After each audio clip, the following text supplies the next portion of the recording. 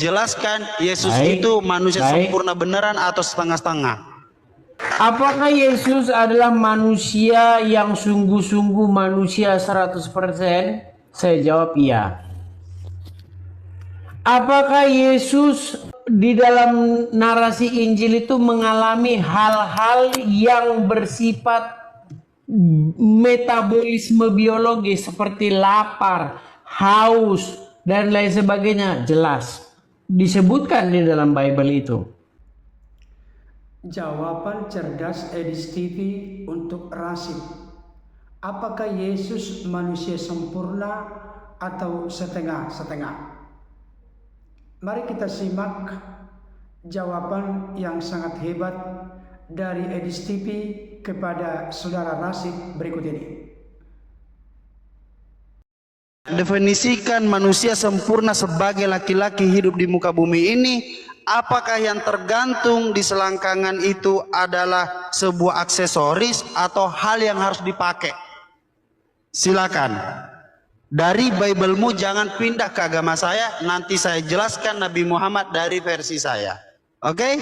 Jelaskan, Yesus Baik, itu manusia baik. sempurna beneran atau setengah-setengah? Baik, saya jelaskan ya teman-teman ya. Baik, jadi begini teman-teman.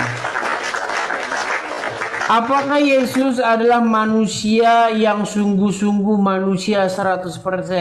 Saya jawab iya. Apakah Yesus di dalam narasi Injil itu mengalami hal-hal yang bersifat metabolisme biologis seperti lapar, haus, dan lain sebagainya? Jelas. Disebutkan di dalam Bible itu. Nah, lalu sekarang pertanyaan Rasid begini. Lalu bagaimana tentang seksual? Saya jawab, Yesus disebutkan di dalam Bible mengalahkan keinginan-keinginan daging. Berapa kali di dalam Bible itu dinarasikan Yesus seperti itu? Misalnya, Yesus mengatakan kepada murid-muridnya, roh memang penurut, tetapi daging lemah. Nah, tetapi hebatnya, Yesus itu mengalahkan keinginan-keinginan daging. Dikatakan di dalam Bible itu dinarasikan bahwa dia dibiarkan dicobai, tetapi ia tidak jatuh ke dalam pencobaan itu. Nah, lalu sekarang menjadi pertanyaan, apakah bisa manusia itu mengalahkan keinginan-keinginan daging? Jelas bisa. Itu tinggal bagaimana seseorang itu melatihnya. Artinya dalam penegasan bahwasanya Yesus apa tadi? Mengalahkan keinginan-keinginan Artinya dia daging. colai. Enggak. Terus apa? Mengalahkan keinginan-keinginan daging. Bagaimana itu caranya mengalahkan artinya keinginan daging? Bangun mengalahkan pagi keinginan-keinginan ada yang daging berdiri itu duluan, artinya iya kan? justru orang-orang yang melakukan kegiatan-kegiatan seperti itu adalah orang-orang yang tidak mampu mengalahkan keinginan daging. Nah, sekarang yang menjadi pertanyaan saya sama kamu itu sederhana. Kenapa kamu membuat satu standar bahwa manusia itu harus seperti yang kau inginkan itu? Loh, begitu banyaknya manusia yang memiliki utuh hidup selebat. Nah, tapi apakah mereka mampu mengalahkan keinginan dagingnya itu? Kan nggak semua orang mampu. Makanya di dalam Bible Paulus mengatakan begini, jika kamu tidak mampu bertarak supaya kamu tidak jatuh ke dalam pencobaan dan kamu tidak jatuh dalam jerat iblis, maka seharusnya kamu menikah. Kepada orang-orang yang tidak mampu hidup bertarak yang tidak mampu hidup berselebat seperti itu, diharamkan oleh Paulus untuk tidak menikah. Kamu harus menikah supaya kamu tidak jatuh kepada jerat iblis. Nah, sekarang tidak semua orang bisa seperti itu, tapi ada orang yang bisa seperti itu. Nah, sekarang si Rashid, jangan kau gunakan standarmu tentang Muhammad yang tidak mampu menahan hawa nafsunya, kau terapkan ke orang. Itu yang nggak boleh, berpikir seperti itu nggak boleh. Jadi intinya begitu Rashid, saya tutup dengan kata-kata sederhana. Di dalam Bible itu udah jelas, tidak baik kalau manusia itu seorang diri saja. Aku akan menjadikan penolong baginya. Ya, betul. Paulus juga mengatakan, kalau kamu tidak mampu hidup bertarak, tidak mampu hidup berselebat, harusnya kamu kawin. Jelas. Tapi ada orang-orang yang memang dipanggil, dia hidup dalam keadaan seperti itu dan dia mampu. Karena hidupnya memang hanya dikhususkan untuk Tuhan. Seperti itu.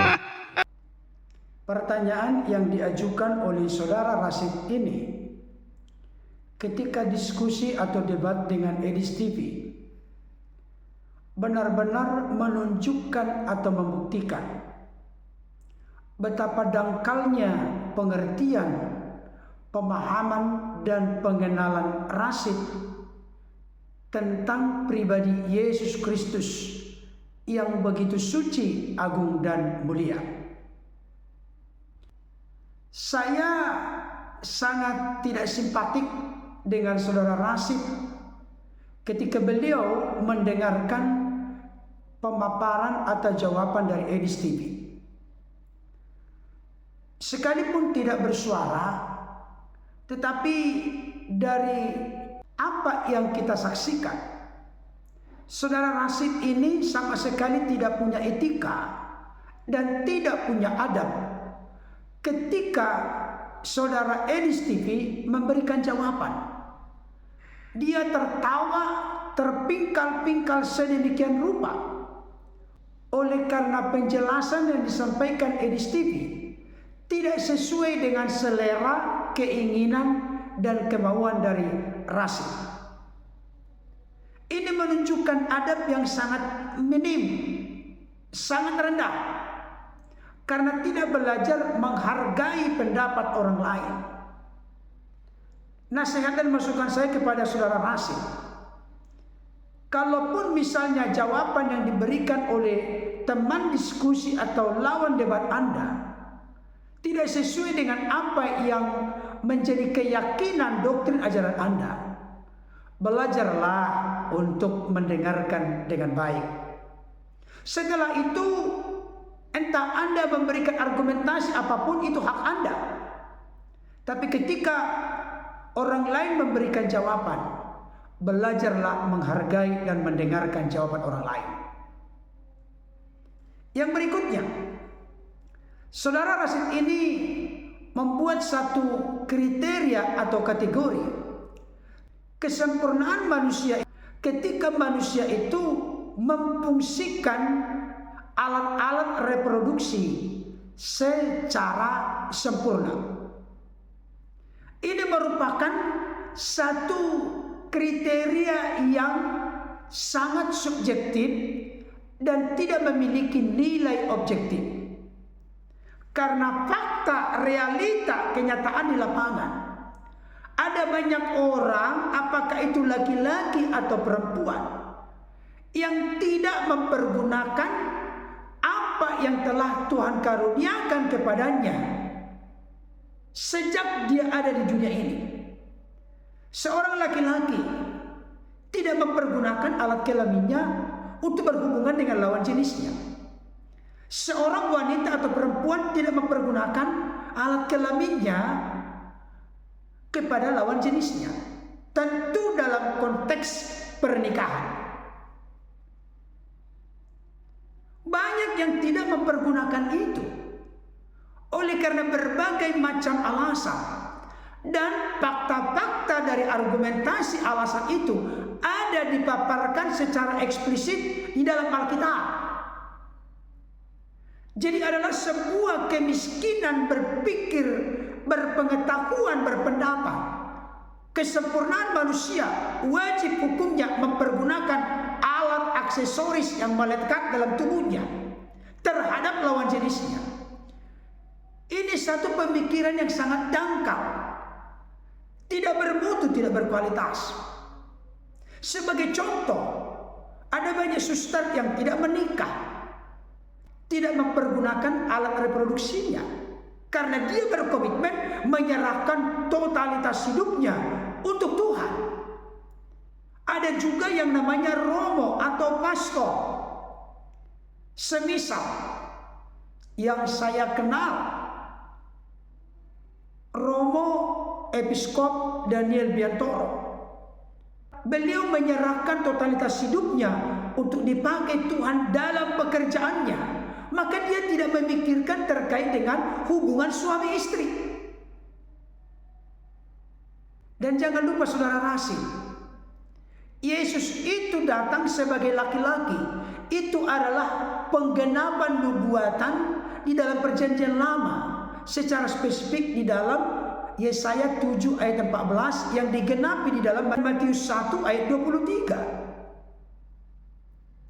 Saya bacakan dari Matius 1 ayat 23 sebagai penggenapan dari Yesaya 7 ayat 14. Sesungguhnya anak darah itu akan mengandung dan melahirkan seorang anak laki-laki, dan mereka akan menamakan dia Immanuel, yang berarti Allah menyertai kita. Jadi Yesus itu datang sebagai laki-laki adalah penggenapan nubuatan kurang lebih 700 tahun yang disampaikan oleh Tuhan kepada Yesaya, dan Yesaya sampaikan kepada umat Israel. Dia datang sebagai laki-laki bukan untuk melakukan hubungan suami istri. Karena maksud dan tujuan kedatangan Yesus berbeda dengan maksud dan tujuan kedatangan para rasul, para nabi, para imam, para raja. Kenapa demikian? Kita perlu mengerti dan memahami Bapak Ibu Saudara. Yesus itu tidak menikah. Yesus tidak mempergunakan aksesoris atau alat reproduksi dalam dirinya, karena maksud dan tujuan kedatangannya bukan untuk itu. Saudara Rasid perlu terbuka hati dan pikiranmu supaya jangan merasa begitu arogan dan sombong. Engkau lebih tahu kekristenan daripada saudara Edis TV, termasuk dari orang-orang Kristen yang lain. Di dalam Kejadian 1 dijelaskan Allah menciptakan manusia menurut gambar dan rupanya. Gambar dan rupa Allah itu nyata di dalam pribadi Yesus Kristus. Kolose 1 ayat 15 berkata, Ia adalah gambar Allah yang tidak kelihatan. Di dalam Ibrani 1 dikatakan, Dia adalah cahaya kemuliaan Allah, gambar rupa Allah. Jadi gambar rupa Allah yang ada dalam diri manusia telah rusak oleh karena dosa, maka dia datang ke tengah-tengah dunia. Gambar yang asli itu datang ke tengah-tengah dunia untuk memulihkan gambar dan rupa Allah yang telah rusak akibat daripada dosa. Jadi maksud dan tujuan kedatangan Yesus ke tengah-tengah dunia bukan untuk menikah. Dan kalau tidak menikah, tidak mempergunakan alat aksesoris atau alat reproduksi dalam diri Yesus, itu sesuatu yang wajar saja. Karena Yesus sendiri pernah berkata begini. Di dalam Matius 19 ayat 12. Ada orang yang tidak dapat kawin karena ia memang lahir demikian dari rahim ibunya. Dan ada orang yang dijadikan demikian oleh orang lain. Dan ada orang yang membuat dirinya demikian karena kemauannya sendiri oleh karena kerajaan sorga.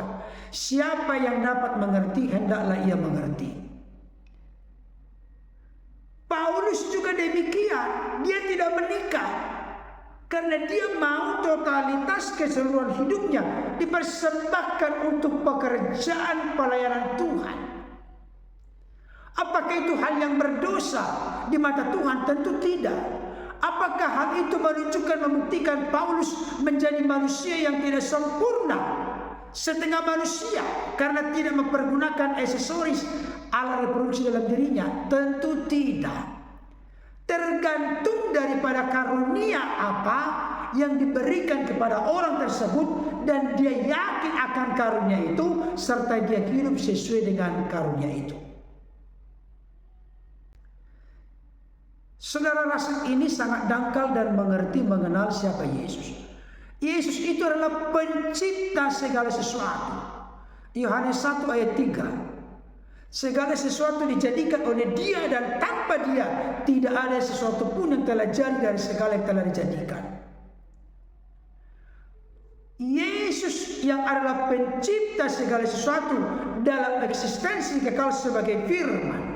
Allah Bapa mengutusnya, mengaruniakannya ke tengah-tengah dunia demi kasih-Nya. Oleh karena manusia tidak dapat mengatasi perhambaan, perbudakan dosa, kematian kekal, jeratan iblis, maka Yesus diutusnya, dikaruniakannya datang ke tengah-tengah dunia, supaya siapapun yang percaya kepadanya tidak binasa, melainkan beroleh hidup yang kekal. Jadi maksud dan tujuan kedatangan Yesus ke tengah-tengah dunia bukan untuk memfungsikan, mempergunakan aksesoris atau alat reproduksinya. Lukas 19 ayat 10 jelas berkata, sebab anak manusia datang untuk mencari dan menyelamatkan yang hilang. Siapakah yang hilang itu? Orang-orang yang telah jatuh ke dalam perhambaan perbudakan dosa. Dan ini menjadi testimoni dari Rasul Paulus di dalam 1 Timotius 1 ayat 15. Perkataan ini benar dan patut diterima sepenuhnya. Kristus Yesus datang ke dunia untuk menyelamatkan orang berdosa, dan di antara mereka akulah yang paling berdosa. Itu maksud dan tujuannya datang ke tengah-tengah dunia, menebus, membebaskan, memerdekakan, menyelamatkan manusia dari dosa, kematian kekal, dan dari jeratan kuasa iblis. Saudara rasul ini tidak mengenal siapa Yesus. Yesus itu adalah Sang Firman yang telah menjadi manusia. Dengan kata lain, kalau di dalam Filipi disebut Yesus adalah Sang Firman yang telah mengambil rupa manusia. Artinya Yesus itu ketambahan natur baru, yaitu natur kemanusiaannya. Tapi pribadinya adalah pribadi Sang Firman yang ketambahan natur baru, yaitu natur kemanusiaan yang memiliki tubuh fisik jasmani. Oleh karena itu, saudara rasul perlu mengerti dan memahami, Yesus yang kami kenal dan percaya sesuai dengan fakta dan data Alkitab adalah satu pribadi dalam dua natur. Natur kemanusiaannya diperolehnya dari rahim Bunda Maria, dan natur keilahian sebagai firman yang kekal ada bersama-sama dengan Allah. Jadi saudara rasul harus mengerti dengan rendah hati maksud dan tujuan kedatangan Yesus ke tengah-tengah dunia bukan untuk memfungsikan, memakai aksesoris yang Anda sebut atau alat reproduksinya. Kedatangannya adalah untuk mengembalikan manusia ke dalam rancangan semula, kembali kepada fitrah kodrat ilahi, yaitu manusia yang diciptakan menurut gambar dan rupa Allah.